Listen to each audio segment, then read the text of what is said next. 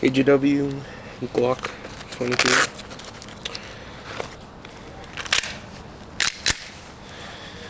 Target test.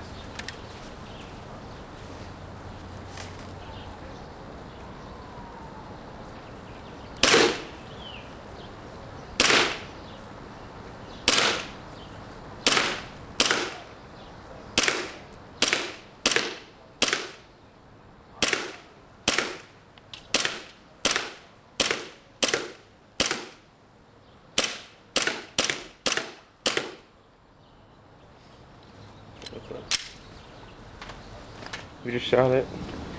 I just shot it, and let me show you the target. You can see one off to the side, about 7 or 8 right down the middle. One here on the side. Good shooting for this gun, really accurate. From about 4.2 yards back. It's pretty nice. It'll help you hit your mark in the battlefield.